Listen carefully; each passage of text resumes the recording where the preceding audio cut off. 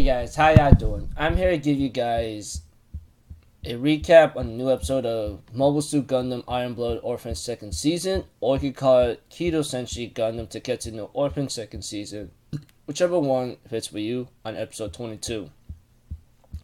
This episode right here, at first I kind of have some mixed feelings about it, but at the same time, depending on the situation, it could go well or it could go ugly. It all depends, but I'll give you guys what I would like to see for the rest of the series, because there's no way in heck that things should end in a certain way that should end, and I will give you guys my thought. I'll give you guys what I think should happen, once I'm done with my recap and so forth, and what I think overall. If anything else, let's get this started. We have to it that McGillis was about to be denied entry to Mars, but I guess the guy decided to show some leniency and so forth, but we have to it that things kind of gotten out of hand right now, especially with resupplying and so forth. We have to it that McGillis and Orga are are talking to each other, and Orga says, knowing that you're gonna be depending on us, you're gonna have to obey me or something. Okay, you got that? He said, yes, of course. We also have to it there was a meeting with Orga and the other people too, with his other friends, and apparently Orga was thinking about cutting ties with McGillis or something and turn him in or something, which I don't really like, because honestly, I understand Orga and his crew Tekadon has been betrayed and used on for a while now, and there's no denying that. However, I do not want to see this guy go down that same path, And although, it is looking bleak, because what makes it worse is that Tekadon, along with McGillis, are known to be criminals now. And all the funds they have right now that they've been supported with, they are being cut off right now. And right now we have to it that Rastel talks to Galio and Eork, but we have to it that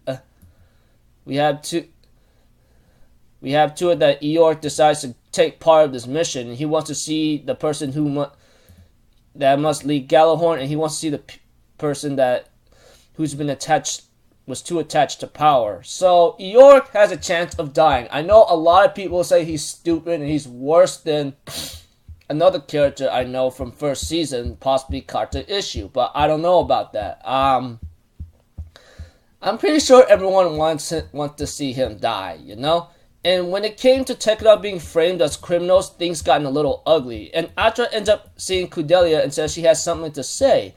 And she says that she'll tell her later, but I was actually pretty surprised, because I'll get to that just a moment. I was like, whoa, that kind of thing. But eventually, with everything being bleak right now, Orga was about to make a decision right now, and so forth. We have to it that no one's going to fund Tekadon because of a criminal organization, all thanks to Galahorn or the Iron Horde fleet, We also have to it that Orga gets all the Tekadon crew members together and tells them that if you want to quit, here's your chance right now. Although everyone was really reluctant to do so, one of them, named Zach, wants to leave because everything's already decided. You're all going to die and so forth, And this is where Hush actually wanted to beat the living heck out of him, because he wouldn't shut his mouth. Although I cannot deny the fact that Zack may have a point. He doesn't have to say all those things, but either that, if he's trying to save everyone from hell, then I can't blame him for that. However, when Hush was about to go into a little physical mode, which I respect him now, because at first I was suspecting him and was going to hate him, but now I started to get respect to the guy because he developed into something much more of a better person. Although I don't think it was a good idea to maybe try to get physical with Zack or something, but Mikazuki stopped him and says, don't do it, Hush, just let him go, I think Zack's the only one that's leaving right now, but I think a couple more members too, but Zack feels a little guilty about it, being the bad guy here. We also have to it that Zack was trying to convince a friend of friend of his to come with him. So he'll give him a job and a home. However, his friend tells him, hey man, I'm a criminal. I killed a lot of people before I even joined Tekadon, and they still accepted me no matter what. So I don't understand how I could leave. We also have to it that Orga ends up contacting McMurdo or something. But we have to it that Orga asks him to reconnect with him connect him to Rastel Ilion, which I feel really uneasy about because and so forth. But besides all that, we have to it that Mikazuki and Kudelia talk to each other, and we have to it that he reveals, like, can you take care of my baby, my child? I'm thinking about mine.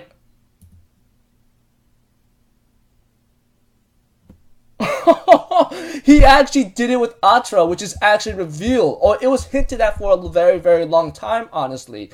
So I'm just trying to wonder right now, like, oh man, I just don't want to think about it right now, dude, because that's how, like, how crazy it is for the time being.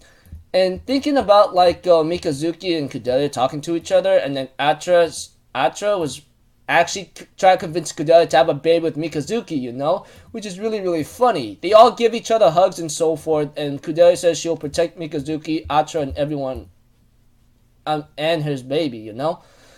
It was pretty hectic. We also have a scene where Orga was trying to, like, convince Rastel to, like, maybe spare his other Tekadon members and take him instead, breaking up Tekadon.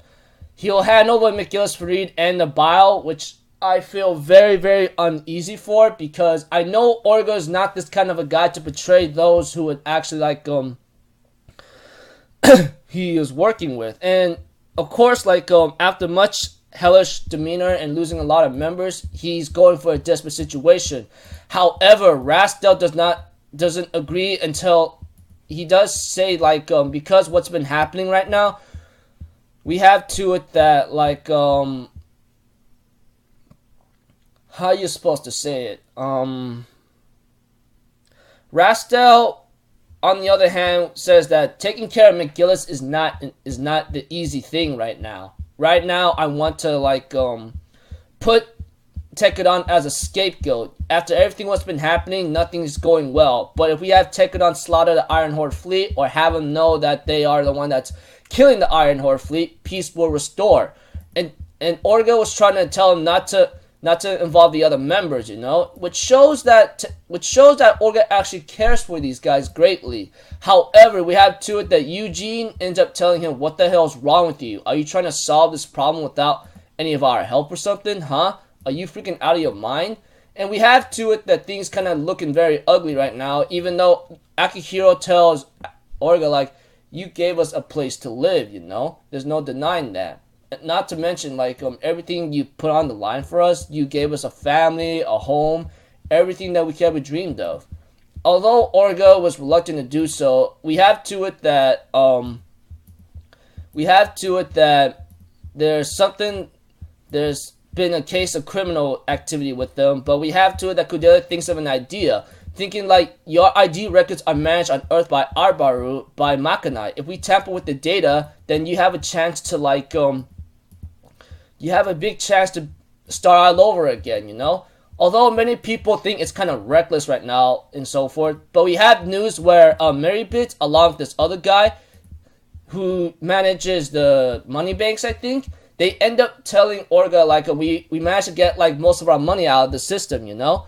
And we have to it that they're ready to, like, getting ready to go. And Orga's really happy about this. However, when Kudera's trying to contact Makanai, the connections are cut off and Gjallarhorn arrives at Tekadon's base. And therefore, it looks like to me, things are going to get a little hectic from here on out. And the next episode, I don't know what's really bound to happen, but it looks like McGillis is going out there to fight or something, possibly.